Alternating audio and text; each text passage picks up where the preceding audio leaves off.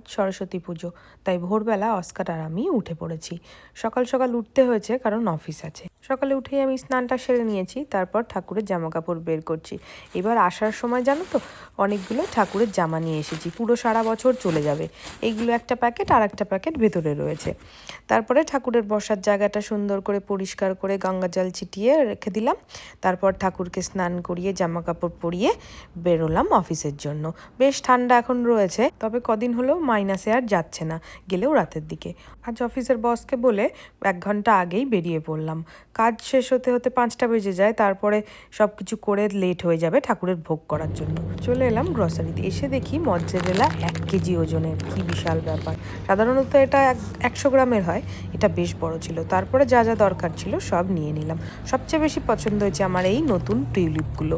এখন বাজারে নতুন টিউলিপ আসছে, দেখে বেশ ভালো লাগছে। অস্কারের মালিক আবার বাড়ি এসে দেখি সব ঠাকুরের বাসন মেজে পরিষ্কার করে রেখেছে, দেখেও ভালো লাগে।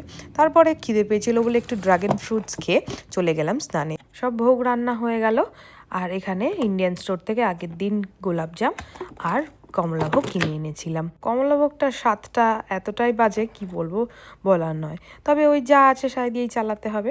আর ঠাকুরের জন্য নবরত্ন পোলাও আর কষা আলুর দম করে দিয়েছিলাম। সকালে যেহেতু সব রেডি করে গেছিলাম, তাই একটু সুবিধা হচ্ছে এখন। এই দেখো, ইন্ডিয়ান স্টোর থেকে কুলও এনেছি, নারকেলে কুল আর দেশি কুলটাও পেয়েছি, তবে আশা করিনি যে কুলটা পাবো। শুনলাম সাউথ ইন্ডিয়ান লোকেদেরও নাকি পোঙ্গাল বলে একটা অনুষ্ঠানে এই জিনিসটা লাগে। আমার ঠিক জানা নেই, তবে বেশ ভালোই হলো, ওদেরও কাজে লাগলো, আমাদের সরস্বতী পুজোতেও কাজে লাগলো। অনেকটা আজকে মনে শান্তি লাগছে, দূরে থেকেও যে এতটা করতে পেরেছি।